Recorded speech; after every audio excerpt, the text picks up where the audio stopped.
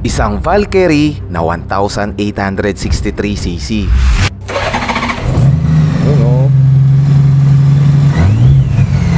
Sa laki nga na itong big bike na to ay meron din siyang 2-cylinder na parang pangsasakyan na. At napaka-rare nga na itong big bike na to dahil iilan lang to sa Pilipinas. At isang karangalan na magawa natin to ng real carbon fiber skinning. Kaya handa na ba kayo? Boss, ano po masasabi nyo dito po sa mga ginawa po naming carbon fiber skin? At ito na nga ay nag-walk-in sa atin si Boss Randy at ito na rin yung before na gagawin natin at naghahanap siya ng magka-carbon fiber skinny para sa kanyang motor. At di rin namin nakalain na sobrang rare pala nito sa pangalang Valkyrie nga ay mapapaisip ka talaga kung anong itsura ng motor ni Boss Randy. Dito ay inumpisahan na rin ng mga prepman natin at lilihain na nga nila yan para kumapit yung chemical na ilalagay natin. At dahil napanood nga ni Boss yung vlog natin at ayan nakikita nyo sa screen at gusto niya nga tayo subukan at nakaka-challenge nga to dahil marami pa siyang ipapagawa para sa kanyang mga project bike. At syempre gagawin natin yung best natin at di rin natin sasayangin yung pagkakataon na yan.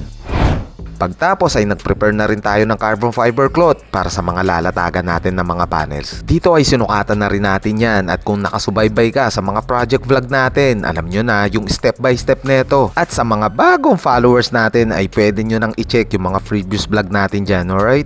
I-apply na natin yung base coat para dumikit nga yung carbon cloth na ilalagay natin. Pagtapos ay i-check natin yan kung sticky na itong nilagay nating base coat. At para mailatag na nga natin itong mga carbon fiber cloth dito, alright? Dito ay nilalatag na nga natin itong mga carbon fiber cloth natin dyan pero para di na lang humaba itong vlog natin at ifa-fast forward na natin guys ha. Habang nilalatag nga natin yan at na-share nga ni Boss Randy sa atin na iilan lang daw sa Pinas itong motor niya. Dalawa lang nga lang daw sila pero di pa siya sure at baka meron nga makapanood na ito pwede nyo ring i-comment daw below yung mga Valkyrie nyo mga boss. Since iilan nga lang to sa Pinas kaya dun pa lang napaka-bonus na sa atin na makagawa ng ganitong big bike. Para medyo mas upgraded din tignan kahit vintage look siya gusto ni Bossing na medyo kakaiba nga tignan yung Valkyrie niya. At eto na nga lahat sila at nalatagan na rin natin yan at ready na tayo sa lamination process. Isuot na natin yung ating magic gloves. At pagtapos ay ilagay na rin natin yung first coat ng chemical natin. Kasabay na rin yung second coat, third coat at makuha yung tamang kapal muna. Matapos natin lagyan ng chemical at ikakat muna natin yung mga sobrang excess na tela. Gamit natin dito yung ating mini rotary tools para luminis nga yung mga edge ng mga panels na ginawa natin. At pagtapos ay nag-dry sanding tayo dito para kumapit ulit yung ating chemical dahil hindi pa nga natin namimit yung tamang kapal neto. At guys, alam kong namimiss nyo na nga siya. So ito turn over ko muna ang vlog natin sa kanya kaya pasok! What's up? At wala ba siyang ispak, no? Namiss nyo ba ako, guys? Medyo nananaba tayo dito dahil masarap nga kumain, no? Pero lagyan muna natin to ng chemical, baka lagyan pa nga yan ng iba. Hindi nga tayo mawawala sa napakagandang vlog na to, no? At ayan na nga, guys, kailangan nga natin lagyan ulit ng chemical para kumapal yung mukha ng kapitbahay nyo, no? Ay, sorry, yung surface ng carbon, no? Yung carbon lodi, para nga mas maganda yung finish na gagawin natin dyan. Pagtapos nga ng paglagay ng chemical, akiliay na nga yan para pumantay yung surface netong carbon fiber skinny natin. At habang minekos-mekos nga yan, iinsan yan. At mamaya, makikita nyo nga yung Valkyrie na yan, guys. At ipapakita namin sa inyo yung review neto. Kulang na nga lang sakyan ko yung motor na yan. Kaso guys, alam nyo naman si Lola Basyang ay may edad na rin. Sa sobrang laki nga niyan, baka matagan ang tahon yan. Kaya tapusin nyo tong vlog natin guys ha. O siya. At ipapasa ko na to kay Bossing. Hanggang sa muli. So yun guys at ready na nga tayo dyan mag-apply ng ating clear coat kaya in-apply na natin dyan dahil excited na rin tayo sa finish na mga ginawa natin. At tama nga narinig nyo kay Lola Basyang at pupuntahan natin itong Valkyrie ni Boss Randy dahil gusto nga namin ipakita sa inyo sa mga mahal nating followers dyan. At di lang yun, syempre gusto rin namin mapakita sa inyo yung mga ginawa natin dito kaya sama-sama tayo sa dulo ng video.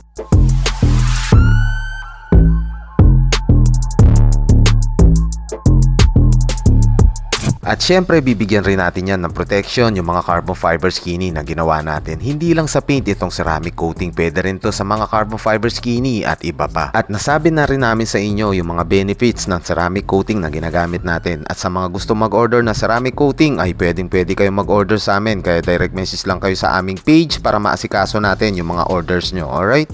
Pagtapos nga natin i-ceramic coating at isasalang muna natin sila sa infrared curing system for the better and long lasting effect. After nga nito ay makikita na natin yung final output.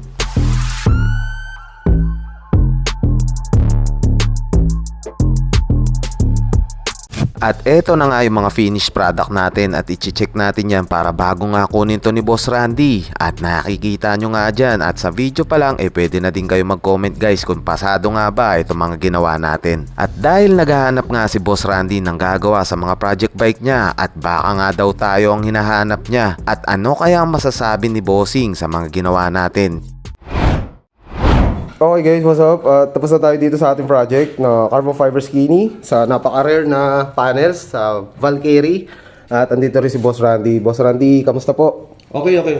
Alright. Guys, ipipick up na to ni Boss Randy ngayong araw. At syempre, tatanungin natin sa kanya kung anong hatol niya at tayo ba ang hinahanap niya para sa mga project bike niya. Boss, ano po masasabi nyo dito po sa mga ginawa po naming carbon fiber skinny para kay Valkyrie po? Walang masabi talaga. Ikaw na ito yung hinahanap ko na gagawa ng carbon. Maganda, solid. Alright. Solid, maganda. So yun guys, papasyalan namin si Boss Randy. Boss, welcome po ba kami doon? Sige. Para ho makakita ho ng mga followers po natin na may silip po yung Valkyrie, yung gaano kalaki tong panels na to. Kunin ko to para makita mo. Ayan. Ayan guys, so, Ayan yung pangalan. guys, sobrang rare. So excited kami maipakita sa inyo. Siyempre excited rin kami na makikita natin na isang karangalan na makasama tayo do sa nag-iisang Valkyrie dito sa Pilipinas. Di ba boss, nag-iisa lang yan, no, boss? Yung model na to. Pero meron po talaga. Yung pagkakaalam ko. Pero yung iba, Hindi na siya parehas po hindi doon para sa model. Oh. Ayan guys, narinig nyo guys ha. Yun ang pagkakaalam ko sa record. So yun guys, pupuntahan natin si Boss Randy. Sasama ko kayo, papakita namin sa inyo yung project bike na pinagawa ni Boss Randy sa atin. So yun lang guys, at kita-kits tayo next video. Maraming salamat. Boss Randy, thank you po, thank you. Okay, thank you. Makalipas ng ilang buwan, dito ay nagka-oras tayo para puntahan itong Valkyrie na ginawa natin. At nakiusap tayo kay Boss Randy na kung pwede nga makita yung motor niya kahit sobrang busy ni Bossing ay binigyan tayo pagkakataon para mapakita nga namin sa inyo si Valkyrie. Kaya dito nga ay inabot tayo ng malakas na ulan. Pero tumuloy pa rin tayo para lang makita nyo si Valkyrie. At baka di ka pa nakafollow sa page natin at i-follow nyo na kami para mas updated ka sa mga project vlog na gagawin natin. So yun guys, what's up? At kamusta kayong lahat? At syempre, andito na tayo sa location ni Boss Randy, no? So napakalawak ng kanyang lupain, no? So ayun po yung mga project motorbike niya. So guys, ito na yung Valkyrie na ginawa natin, no? Ayan siya guys, oh. So actually guys, yung ginawa lang naman namin is yung real carbon fiber skinny. So ito siya guys, mag-start siya sa headlight papunta dito sa gauge. So guys, kung napapansin nyo, no, one wave lang yung ginawa natin dito, no. Ayan siya guys, oh. Then after niya dito, ayan naman siya guys. Ayan, so papunta pa rin siya dito sa left. Punta yan, para hindi nag-aaway yung wave ng carbon fiber na ginawa natin.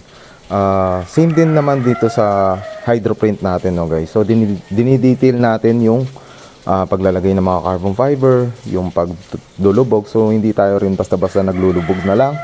Then eto yung kanyang side flarings, no.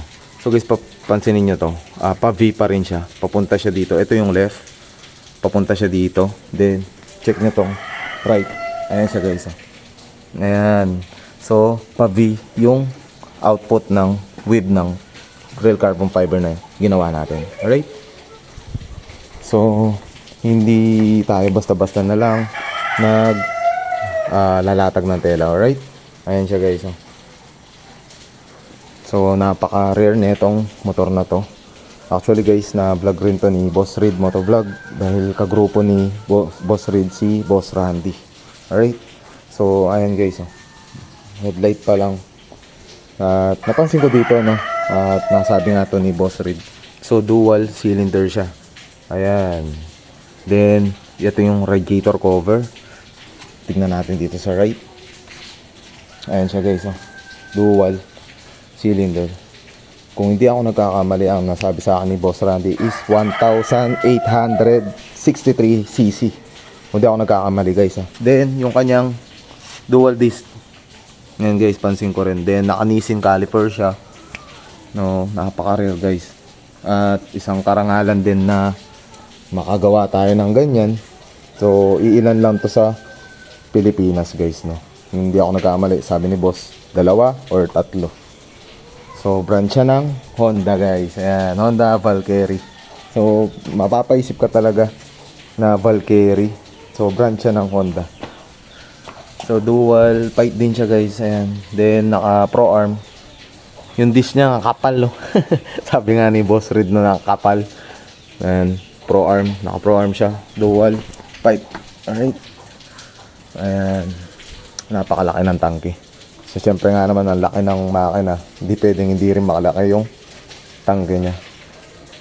At yun guys, no. At sana na-explore na-explore tayo dito sa Valkyrie na to. So, pag nakita mo to, talagang mapapaisip ka talaga. Nakakala mo nasa ibang bansa ka talaga, no.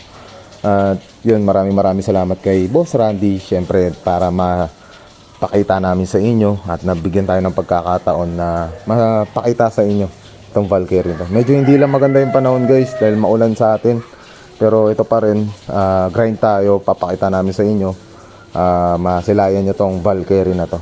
Kaya yun guys, try natin kung masa-sound check natin, tanong natin kay Boss Randy para marinig nyo yung tunog nito, no. Nakaka-excite yun. So, tatanong natin siya. So yun guys, sound check lang para marinig nyo, no, sa mga followers natin. Ayan guys, oh, napaanda rin yan ni Boss Randy. Ayun, oh. Sound check. Bomba, boss.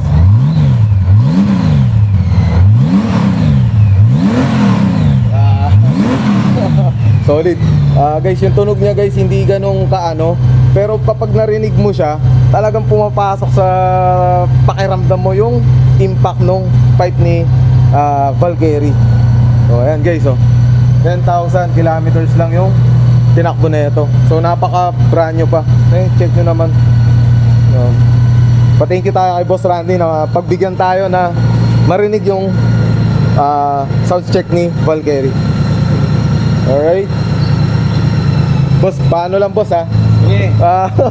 Oh, sound check guys, ha. Grabe, oh. Talagang papasok talaga sa sa pakiramdam mo yung motor na to. Grabe. Grabe. So, thank you kay Boss Randy. Okay, sana rinig nyo, ha. Sound check. Ayan na. So, yun guys, maraming salamat sa sumusuporta, sa mga nag-aabang ng vlog namin. Maraming salamat po at na-appreciate po namin yon.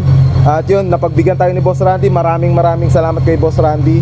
At yun lang guys, at alam nyo na, at kita-kits tayo next vlog.